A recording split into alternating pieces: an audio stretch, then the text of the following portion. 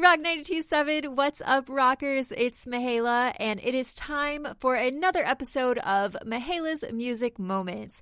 Today I have Matt on the show from the band 10 Years to talk about their latest EP and their show coming up at Brewster's. So Halloween is right around the corner. Do you guys have a fun group costume planned or anything like that? We're going to be a bunch of tired old men.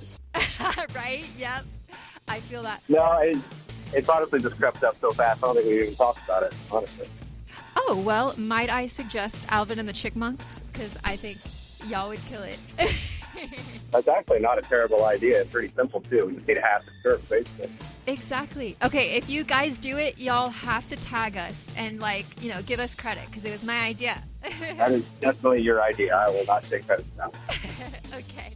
Anyways, I did want to actually talk about the new EP, obviously, which is so killer, by the way. It's so good. I listened to it front to back like a million times. But I actually wanted to start with your song, Gravity. I saw a video that you guys posted of Brian recording the guitar for Gravity. Yeah. I always love videos like that because, we kind of get a glimpse into the behind the scenes a little bit. And could you tell us a little bit more about how Gravity came together? I think we've been working on that for 2 years or something. It kind of took a long time to get together. I hate that there's not more footage. I do like that stuff too, but we've been so busy in the creative process. We don't seem to be content creators, if you will. But we had all the kind of verse and chorus stuff, and Brian was doing the drums. He also plays drums on the record. Ended up just playing a bunch of drums coming out of the chorus, and then he ended up writing music to the drums. And you just got to let Jesse take his time and tell us the words that he likes. Yeah, and that one does seem to be everyone's favorite so far somehow. Everywhere we go, that's the one that everybody brings up. So Really? it's not a bad thing. Yeah, it seems to be. Yeah, I can see why. My personal favorite actually was the next song that I was going to talk about. I Remember. Yeah. My personal favorite.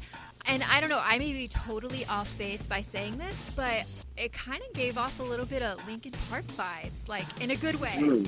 I don't know, am I off base for saying that? Did you guys pull No, that kind of makes sense with the little, kind of scented piano lines we added in there on some of that stuff. I can see how you get that, yeah. Exactly. Okay. Yeah, because I was going to ask you, for that song, or maybe just the EP in general, did you pull any inspiration from other artists, other bands?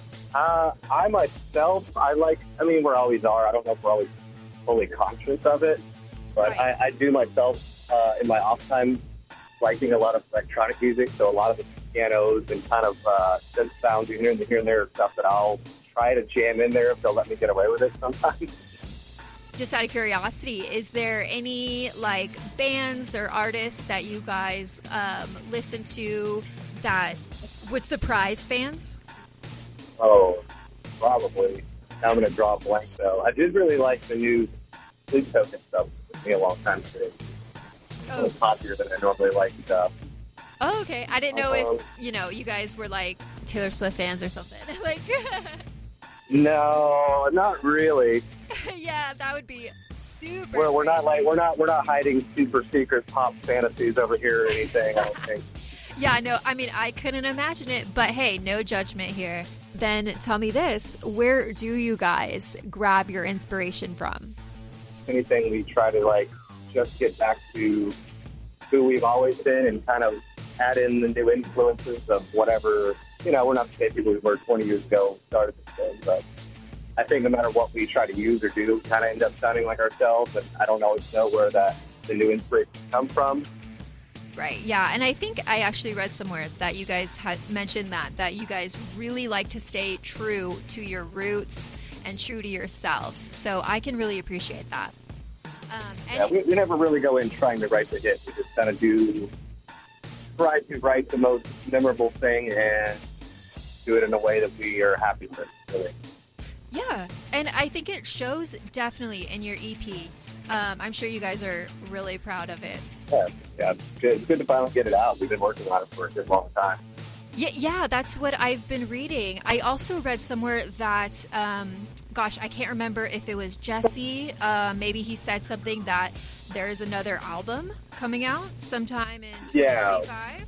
Yeah, it should be sometime in 2025. We're basically what we wanted to do. It has become kind of harder to put out full-length albums because people kind of binge everything like they do on Netflix and so. So Right. give everybody kind of everything at once. They kind of like it dies very quickly. Like everyone will be really into it for a month and then move on to something else. So you've probably seen it with other artists where they're like dropping a few singles before putting out a whole album. But we're going to basically do 2 EPs, which will end up being 12 songs, and they'll put them together and end up being a full album.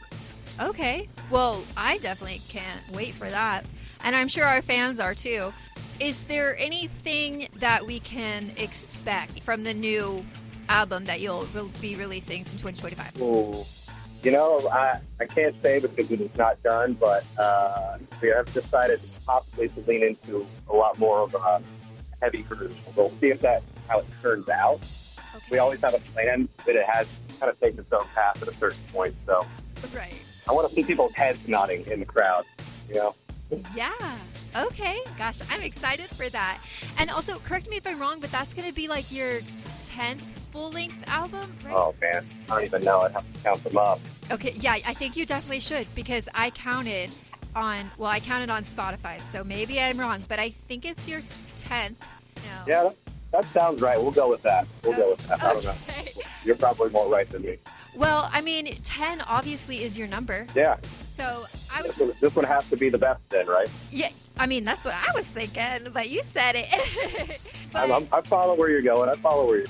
I mean, I was just wondering if you were going to do some big, party or something for the album party. I don't know. I guess. I mean, we'll probably do something, but we, again, have to finish doing all the writing to it and get it out. That stuff will kind of follow that first, That's true. Got to start phase 1. Yeah, there's steps and processes, Yeah. Well, we are so excited, and definitely let us know if I'm right or if I'm wrong on the next album being the 10th album, because I'm really curious now. Will do. Before we go, I actually did want to obviously talk about the show that is happening this Friday at Brewster Street. Yeah. Yes. I know. Always a good time. Yes, and I feel like that's like y'all's spot. When y'all go there, y'all are just so natural. Like, that's your house, Yeah. Texas shows, I mean, in Corpus Christi has always been great. We've been playing probably 20 years at least there, but, I mean, everywhere in Texas, even you guys love rock and roll, and you always make it easy to put on a show because you're giving so much energy to us. We do love our rock and roll down here. And I was wondering, so like other than, that you guys are going to be performing songs from the new EP, what else can we expect from this show? Oh, it's probably a little bit of everything. Again, saying if this is the 10th record, we have probably 100 songs at home crew, so we try to make sure, obviously the ones everybody knows have been played on radio and were bigger, those obviously get played, but we try to get at least 1 or 2 from every album. So we try to make a good, nice arc of everything as possible.